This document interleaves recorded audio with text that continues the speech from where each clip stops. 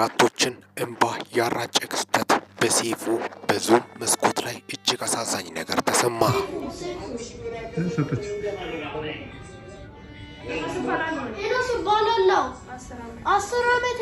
የታዳጊው ህልፈት በርካቶችን እንባ አራጭቷል። በርካታ ኢትዮጵያኖች አያውቁትም፣ ግን ስለ ታሪኩ ሲሰሙ በርካቶቹ እንባ ተናነቃቸው። ተስፈኛውና ህልመኛው ታዳጊ ከዚች ዓለም በሞት ተለየ።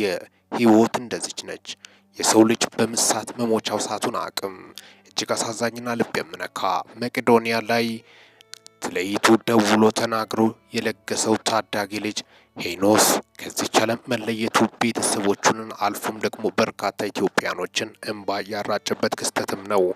ድንገተኛ ህመም ቢሆንም ፋይበር አይምሮ ላይ ሞልቶ ስለበዛ ነው በማለትም ነው ዶክተሮችም የገለጹት። እጅግ አሳዛኝ አሟሟትን በማስመልከት ያልተጠበቀና ልብ የምነካ መረጃ በአሁን ሰዓት የደረሱን መረጃዎች ዙሪያ አጠር ባለ መልኩ ነው ለእናንተ ይዘንላቸው መጣ ነው። በመቄዶንያ ሰይፉ በሚያሰባስብበት ሰዓት ላይ ደውለው በቴሌቪዥን መስኮት ብቅ ያለው ታዳጊ ገንዘቡን በተቻለው አቅም ስረዳ የነበረ ድንቅ ተስፈኛ ልጅ ነበር። ምን ይሰራል? ያሳዝናል። በርካቶችንም እንባ ያራጨው ሞት ቀደመው በማለት ነው። ገና ጨቅላ ልጅ እያለ በማለት እጅግ ያሳዝናል። ነፍስ ይማር ከሚዲያችን